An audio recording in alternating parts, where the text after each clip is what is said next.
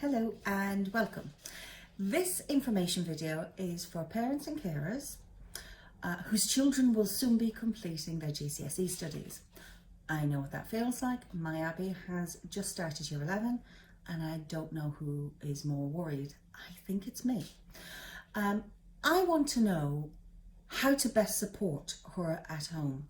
I want to know what she's learning, when she's learning it, and what I can do to help. So this short video is basically a guide giving you the information and the tips that you need to know to help support your child do their best. And we are focusing in this one on English, maths and science. I hope you find it useful. Thank you.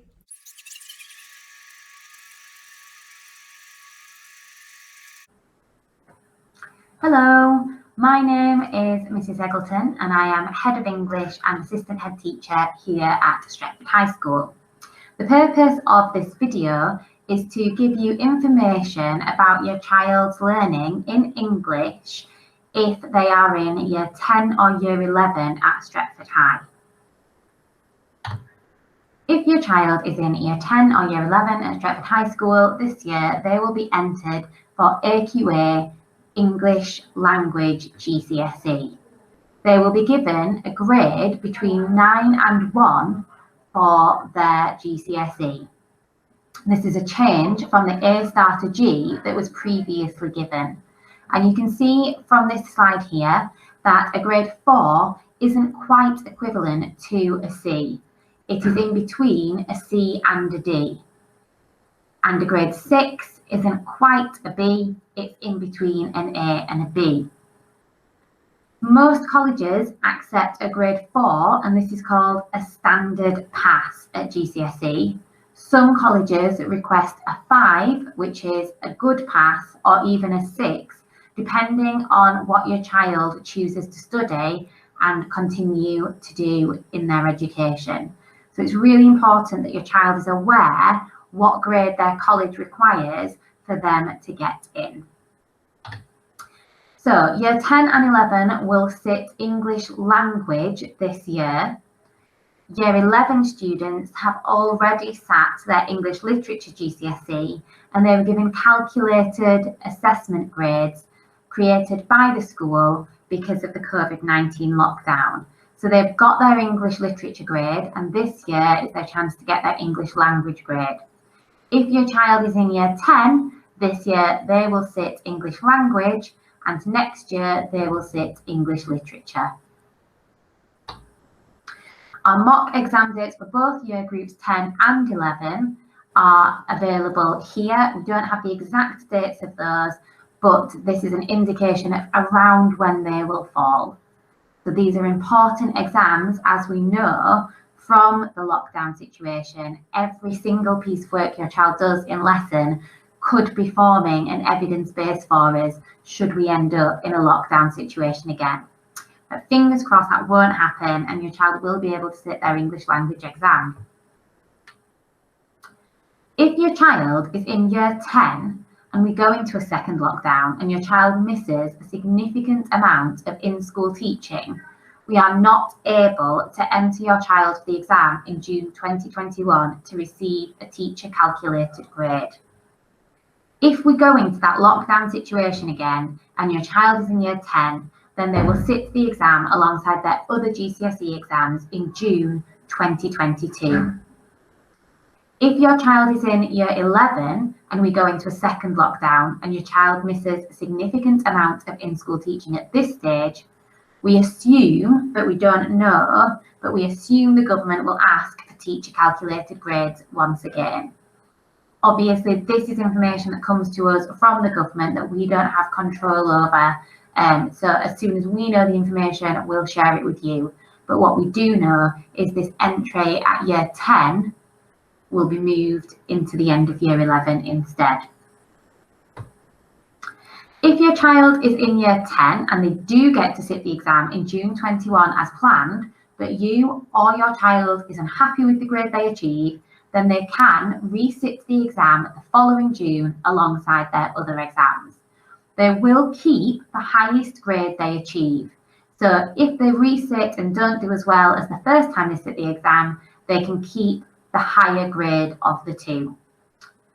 If your child chooses to resit after sitting the exam in year 10, once they move into year 11, our lesson time will be spent covering English literature. We will hold after-school revision sessions to support your child resitting this exam, but will be unable to go over content in curriculum time. So if you are a year 10 parent thinking, why would my child be entered to sit this exam in year 10? Here is the rationale behind it. Firstly, this really helps to spread the workload for students. So it takes just one exam pressure away from them, so that by the time they come to year 11, they kind of already got a grade in their back pocket and they can see what they are capable of. We've noticed that this exposure to this exam experience and the formal receiving of the grade in the post and the importance of that GCSE in year 10 impacts the maturity and focus in year 11 in all other subjects, and staff across the school have commented on the positive impact sitting the GCSE in year 10 has had on students' attitudes. Focusing on only one exam also gives students the opportunity to perform at their best without the additional pressures of trying to work out which exam they should put their focus on, when they should revise and how should they revise and how are they going to cram it in when they're doing all of their subjects at once. So by taking this one exam just on its own in year 10, it gives them an opportunity to really focus and perform at their best without additional pressure. Furthermore, the structure of the exam really lends itself to separate study, and it eases the confusion for students. We found that when we were teaching both exams and sitting them at the end of year 11, there were lots of questions about, is this literature or is this language? And it really confused the students exactly what they were studying, which exam it was for, and why they were doing it. This way, we get everything clear and super simple. One exam for language and one exam for literature, and that makes it much more straightforward. But finally, and the most important reason that we do this is because it works. And you can see here our historical results that have risen year on year with doing early entry or sitting the exam in year 10. And we're really, really proud of those results. And we wouldn't do it if we didn't think it wasn't worthwhile. So if you would like to support your child at home with their learning, then these are the key skills that you could help them with. In English, students are learning the following reading skills: finding information in a text, inferring or deducing information, so reading between the lines and looking at what the author really is saying, analysing the language used in a text, so looking at how it might impact the reader and why an author might have used a word or phrase, analysing the way a text is structured, so looking at the order the information is given in and thinking about why that might be and how it impacts the reader. It's really important that students focus on the text as a deliberate construct, and we really try to push students to think deeply about all of the things that a writer can do to make a reader react in a certain way. They need to be able to pick out and comment on the author's point of view, compare texts, summarise and synthesise, and evaluate. So when we put a text in front of your child, there is an awful lot that they need to be able to pull out and make decisions on. We spend an awful long time in English in Key Stage 3 exposing your child to as many different texts as we can to prepare them for this study. But one way that you can help your child at home is by making sure that they're reading as much as you can for pleasure. And that could be an article, a news article, it could be a blog, it could be a magazine, it could be a book, and that'd be great. But we're realistic about the way that students access information and whatever works for your child. The ideal situation would be that you would read the same thing and then talk about what you've read. And knowing these skills, if you could ask your child to pick out information or look at the text structure or compare it to an article on the same topic or decide what is the author truly saying here? What do you think their point of view is? Any of these questions that encourage your child to engage with the text are really, really important and would really help your child to apply those skills when they get into the English classroom. In order to be successful in their English language GCSE, there are 2 writing questions that are worth 40 marks each, which is half of the GCSE in total. These writing questions test your child's ability to use a full range of punctuation, use interesting and exciting vocabulary, organise and structure their writing, write for different tasks, audience and purposes, and construct different sentence types for effect. So what that means is, can your child, if asked to, understand the task, which could be write a letter, write an article, write a blog, write a report, write an essay? Can they understand that task? Can they identify the audience? Who are they writing for? And can they write for a given purpose? The purpose usually given on the exam paper is to argue, explain, persuade, advise, purposes like that. Then, in order to show that they are doing those things, they would organise and structure their writing to appeal to that audience and use interesting and exciting vocabulary to engage them. It's really important that your child can use punctuation and spell their words correctly.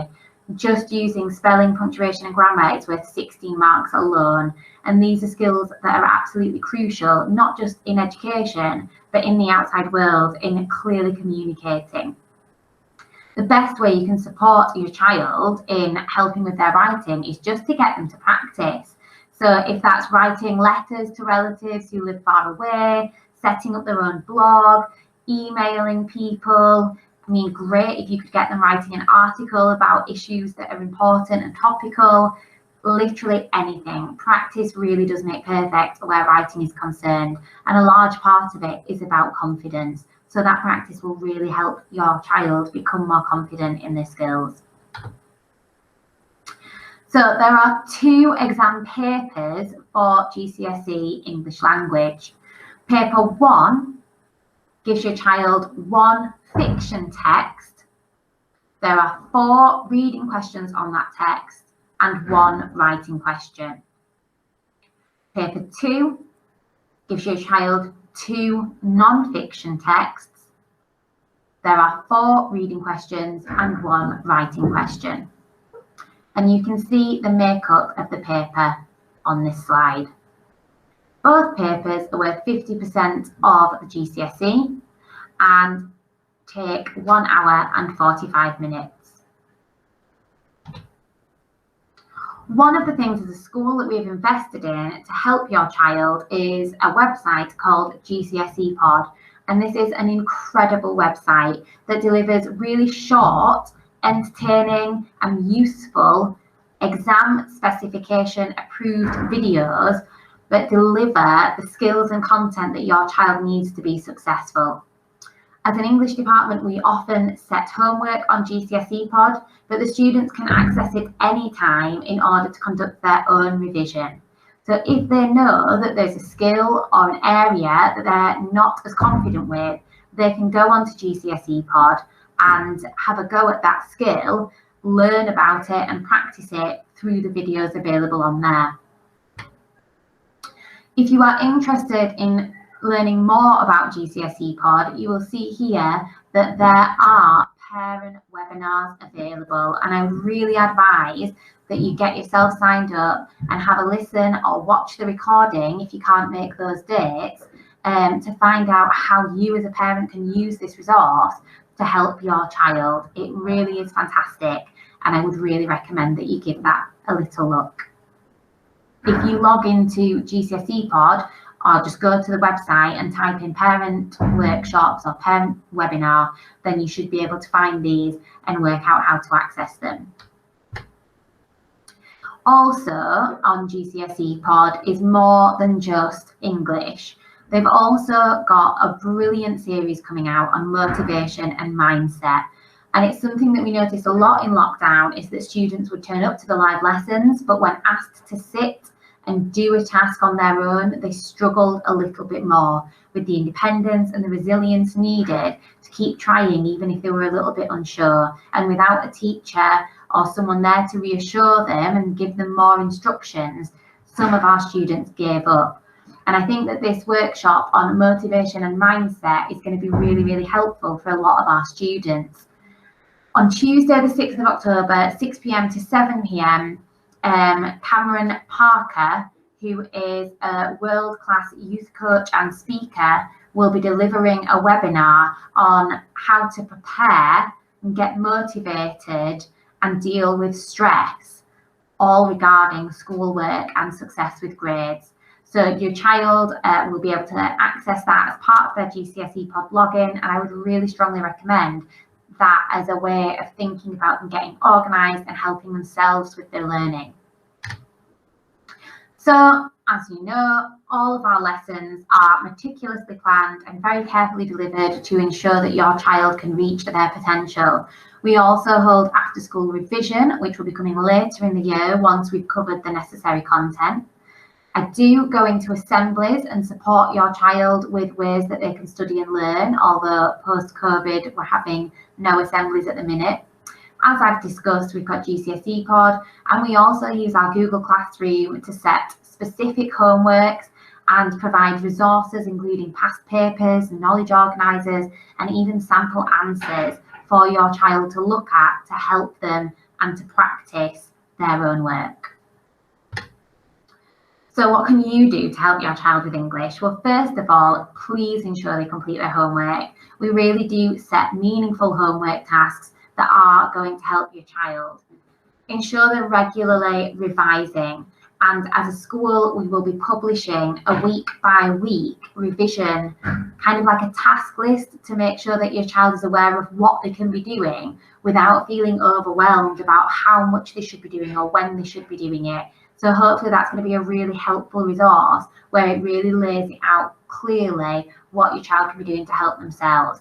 But making sure that they sit down and commit to that would be a really useful use of time. I would suggest that you buy them copies of key texts and revision guides, and we recommend CGP or York Notes. Our exam board is AQA and it's English language. So CGP or York Notes, AQA, English language. Workbooks and study books and revision guides are all great from those publishers. As I said, encourage them to read and discuss their reading with them. Please keep in contact with us. If you're at all unsure of what your child is learning or you want to know how well they're getting on, then please email your child's English teacher or call school and we'll make sure that somebody gets back to you. And as previously advertised, the key dates of the exams and the mock exams are really important. We do set homework twice a week on Google Classroom. We monitor the hand-in rate and effort level, and we do give a detention and a phone call home for any students who do not complete homework after a second chance. But hopefully our very focused Key Stage 4 students will be doing all of their homework. So revision is different to homework. Revision literally means to see again. So when you revise, you look at something from a fresh, critical perspective. And revision is an ongoing process of rethinking, going over. Sometimes English teachers will set revision homework, and sometimes we'll set homework tasks that are not revision, that are new information. So it's really important that your child does regularly revise at home in addition to the homework set. On this slide, there are some different ways of revising and what revision activities your child can actually be doing. And I'll just keep this here for a couple of seconds so that you can have a little look at that.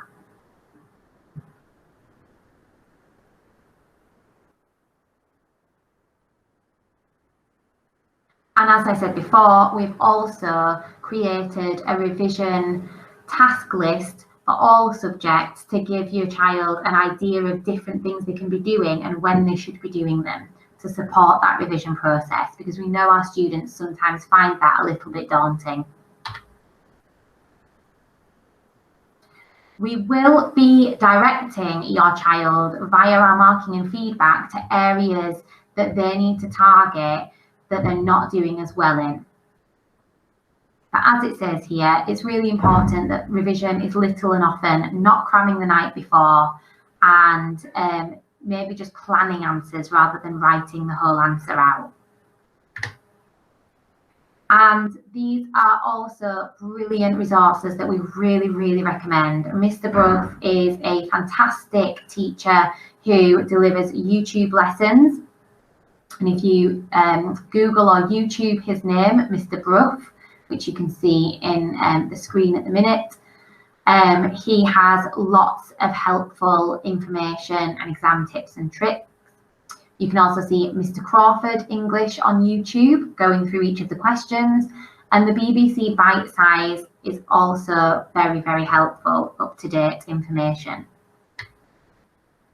As I said, the week-by-week revision tasks will be communicated with your child. And if you've made it to the end of the video, then thank you so much for listening, and well done for listening for that long. I hope it was helpful, but if you do have any further questions, you can contact me, that's Mrs. Eggleton, seggleton@stretfordhigh.com, or Mrs. Wright, that's dwright@stretfordhigh.com, who is the Key Stage 4 lead in English.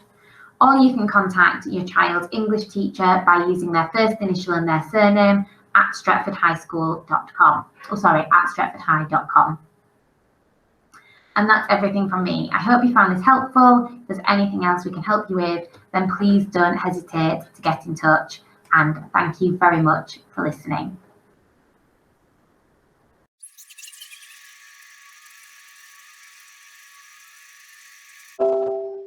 Good evening, this is Mr. Sawa, the Head of Maths, and I shall be going through the key information for Maths. Your child will be entered for either the foundation tier or the higher tier this summer. They will be sitting three exam papers, paper 1, paper 2, paper 3. Paper 1 will be a non-calculated paper. Paper 2 and paper 3 will require the students to have a scientific calculator. Each paper will have 80 marks and they will have 1 hour and 30 minutes to complete them. If they are sitting the foundation tier, the max grades that they can achieve are between 1 and 5, and if they are sitting the higher tier, the grades that they can achieve are between grades 4 and grade 9. When we look at the grades, the comparison of the grades to the old GCSE grading system, you can see that a pass is at a grade 4, a good pass is at a grade 5. However, if your child intends to study maths, biology, chemistry, physics at A level, they will need to get a grade 6 or higher. So it's important that they work hard and make sure that they're entered for the higher tier, as the maximum grade on the foundation is a grade 5, not a grade 6. So what are we doing to plug the gaps? The maths team have identified the topics that students should have covered during lockdown. Some of these topics now are going to be taught in school as their new concepts, and we would have required them to be taught face-to-face, whereas there are other topics that can be guided through independent learning. So any of the topics that they had missed or were taught during the lockdown, students will now have the opportunity to work through those through independent learning. So what we're going to do is we're going to provide all of that information to students. So you can see the table below where we've got revision topics, and for those students who are, for example, aiming for a grade 9, what students would need to do would need to go on to what we have is a subscription website called MathsWatch, where we have videos, interactive questions, examples of questions, and where students can practice. So during their time at home, they can actually go through the individual topics and ensure that they're fully, they fully understand it, they've gone through it all, and they're confident in tackling those questions. At the same time, we will be giving them a checklist, and they will record the dates they have done them. We'll also be providing them with a workbook, a GCSE workbook with the page numbers that relate to the topics, And then, of course, they will kind of self-assess where they're up to, how they felt with that particular topic. Then there will be a conversation with the teacher about how they felt about it, and if we felt that they needed more guidance, we would give that, and then they'll have a second attempt. At the same time, students will also be doing regular assessments throughout the year. And what we will do, we will create a document which is called a gap analysis, and this will tell students where the areas of weaknesses are, and this will be shared with the students, and they will also use that alongside with their revision schedule. So we recommend, there's a revision cycle there. Do past. We would also say take home a past paper.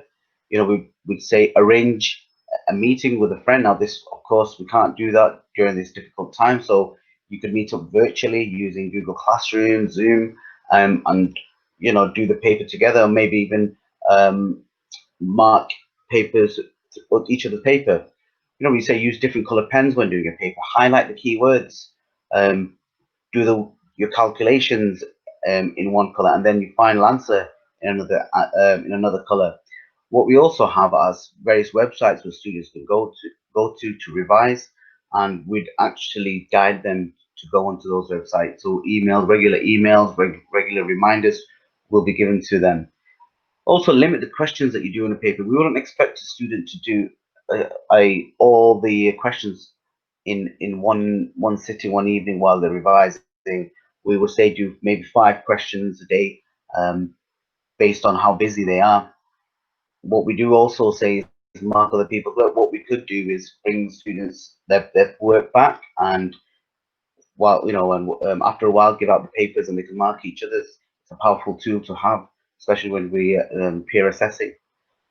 What you do is also keep a record of the papers that you do. What you don't want to do is repeat the same papers. Write the topics next to each of the questions on the paper. So if you need to go and revise that, then they can go back and look at Maths Watch, speak to the member of staff, look up various websites to help them. You use self-assessments from mock exams and tests. So yeah, take those test papers back home, go through the topics that you struggled with. Again, if your child didn't do too well on that paper, what you could do is ask for a fresh new copy of that paper and do the test again. So there are various websites that can help support your child. So videos from Corbett Maths, Mr. Barton GCSE Takeaways. We also have our own in-house Maths Watch. So we have plenty of resources where students can actually do independent learning. We also say teach someone else about the topic. If you're able to explain this topic, it's embedded in your own embedded into your own brain. Review and improve notes. Now that's something that we're going to be working on, how to take revision notes. Discuss with their peers. Have that information. Use social media. I know that our students are very keen on that. There's a lot of things on YouTube. There's lots and lots of different things that, if you're still struggling, then of course speak to a member of staff, and they will actually guide your child in the right direction. A good place to look for questions are, of course, textbooks, revision guides. We've got a wonderful website by Corbett Maths. We've got the Maths Watch and Mr. Barton Maths. Great resources, lots of things to do on those websites, and it's all free. So one of the things that we're going to do is provide the workbooks, and this is an example of what the pages of the workbook look like. They're all exam styles that they'll tell the students how many marks are involved, what grade they are, so they can clearly answer the questions and know exactly what to do. If they get stuck, of course, the videos are there to help. There's a revision guide to help. There are other websites, for example, Mr. Barton Maths and Hegarty Maths. There's lots of different things that they can go and research. But of course, the members of staff are always there to help them as well. So this is what the Maths Watch website looks like. And you can see students can filter in what topics they want to do, what grade topics they want to do, whether it's higher or foundation.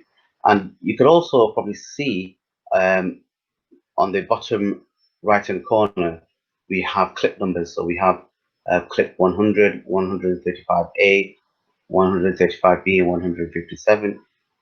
They will come in very handy, and I will explain to you what that is shortly. So all the students are very familiar with MathsWatch. They will know exactly where to do and where to find those videos. Now, going back to those numbers that I mentioned, so we have a revision schedule here, and it's a 6 weeks. It's a 6 weeks revision schedule for the GCSE.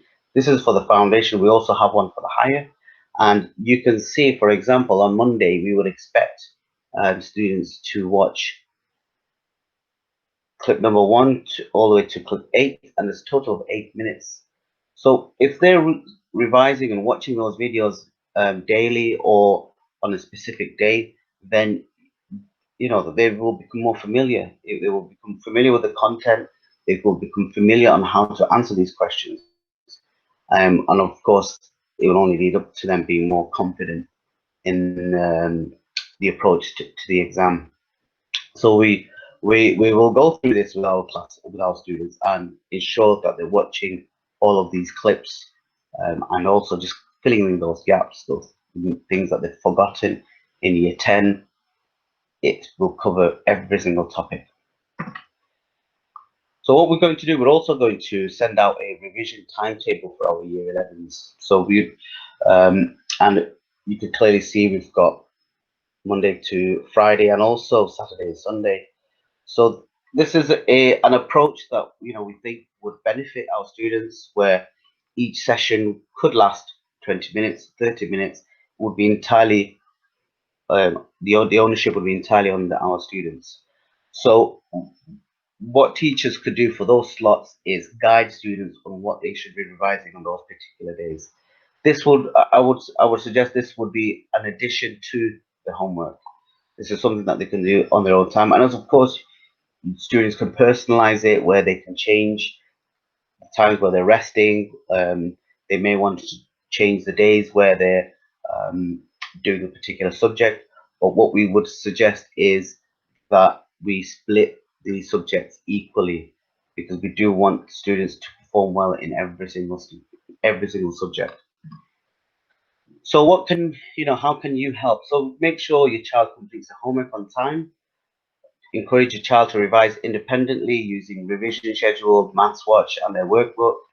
Use the answers in the workbook to test your child. So in your workbook, you'll have the answers, so you can ask your child to do the activity, and then you can have a look at the answers to see if they're doing it right or wrong.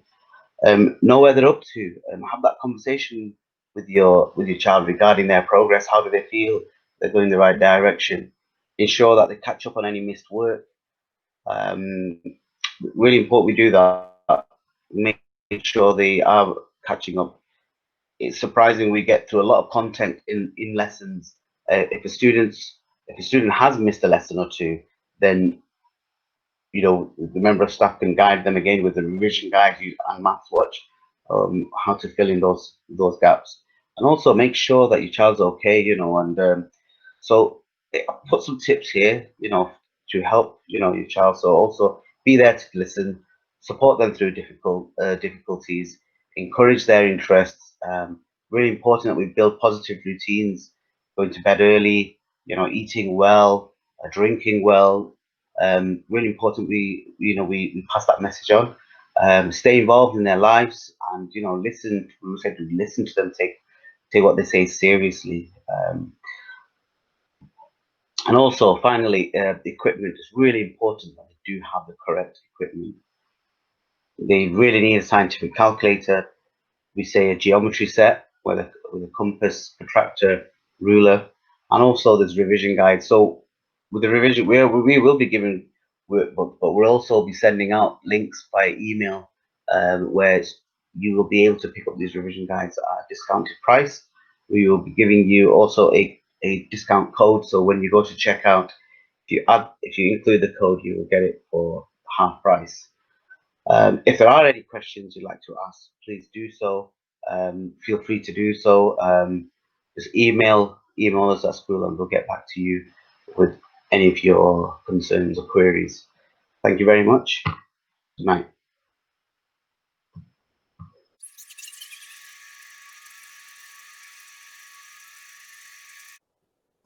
Hi, I'm Dan Maloney, I'm Head of Science. And I'm Alex Mundy, I'm the Key Stage 4 Progress Lead for Science. So what's changed from the old GCSE? We've got no controlled assessment, 15% of marks are awarded for practical skills, there is a lot more high demand content, and the grades are now 9 to 1 instead of A star to G. How will your child be tested? So we will have 6 exams, 2 of them will be biology, 2 chemistry and 2 physics. Each of those exams makes up 16.7% of the overall grade. So for the trilogy course, which is the combined course, each paper is 1 hour and 15 minutes long, whereas for the triple papers, each of those will be 1 hour and 45 minutes instead. Okay, and in those papers, we do have 2 question types. We've got closed questioning, which is multiple choice loop boxes, sentence completion and labeling diagrams. We've also got some open-based questions as well. So we've got short answer, calculations, and extended responses too. Now, when we are looking at those papers, we have a foundation and a higher tier for each of those. For the foundation papers, we've got, at the start of the paper, we'd find lower demand questions moving on into standard demand questions towards the end of the paper. Whereas for the higher tier, we've got our standard demand at the beginning of the paper, but our higher demand towards the end of the paper. Now, it is important to note that for the higher tier paper, they do have access to the higher grades, and they do require less marks to get those grades. But they are more difficult questions. Whereas for the foundation paper, they require more marks for the grades, but the questions are a little bit easier. Now, what's also important is that for the higher tier, we are capped at a 4.3 at the bottom. So if a student does fall below that in terms of marks, they will actually fall below and get a U. So it's really, really important that when we're deciding on the tier of entry for each student, we are taking into account student ability, student progress, making sure that it is the right decision for that pupil. And it is a discussion we will have in department time. And Mr. Maloney will talk about that in just a little while. So there are 6 papers in total, and this is the content that is on each paper, and we've given that to students, we've emailed it, and we've given them a paper copy, just so that they're aware what they need to revise for each paper. Now, we do have required practicals. 15% of the marks will be based on these. They're designed to make our students into scientists, which is what we're trying to do. So it's about working scientifically. Can they plan an experiment? Can they do an experiment? Can they do the calculations from their results? And now, as a result of COVID-19, because we did lose teaching time during lockdown, the exam board said that the students don't have to physically do them this year. We could just show them to the students. But actually, wherever possible, we're still getting students to do them because we're still really passionate about making sure our kids have these skills so that they can go on and be scientists in the real world. Now, in terms of the grading system, we are 1 to 9, but science is worth at least 2 qualifications. This is only relevant if your child is studying combined science. If they chose to do triple, then they're just getting a 1 to 9 for biology, a 1 to 9 for chemistry, or 1 to 9 for physics. So if your child is doing trilogy combined, they will get 1 grade on a 17-point scale, which you can see in front of you. A 5.5 is a solid grade 5, a 4.4 is a grade 4, and a 5.4 is in between a 5 and a 4. And they could be anywhere on that scale. Now, on the foundation paper, the grades range from a 1.1 to a 5.5, and on the higher paper, they range from a 4.3 to a 9.9. But as you can see on the higher, if your student, or if your child doesn't get enough marks to get the 4.3, they will get a U. So it's really important we get that tier of entry decision right, and that's not something that we do quickly. We spend a long period of our time making sure we get that right for each child. So what we do in school, we've worked really hard to make sure that all of our lessons have a high level of stretch and challenge. We're going to be launching some online revision sessions. We provided Year 11 with revision resources at the beginning of this year. We have given students a revision schedule, which I'll come back to in a moment. We are working really hard with students to develop their revision techniques. We're setting 2 pieces of homework a week on Google Classroom. We've provided access to online platforms like Educate and Seneca, and we've also given students access to past paper questions. So Educate is a great resource. We do set homework on there, so sometimes the teacher will set a quiz for them to do, but students can also log in and independently pick the topic they want to revise and do that revision on their own as well. They don't need us to set it for them. Revision is really, really key. There is a lot of content that students have to remember, and we're working with students on this approach to revision. So if a student is going to revise a unit, we are recommending that they start by refreshing their memory of that unit, then reducing it down into flashcards and mind maps and acronyms, keywords, glossaries, so that they're taking that huge amount of knowledge and condensing it down into a smaller bite-sized chunk. Then we recommend they spend some time remembering it, testing themselves with their flashcards. Can they remember their acronyms?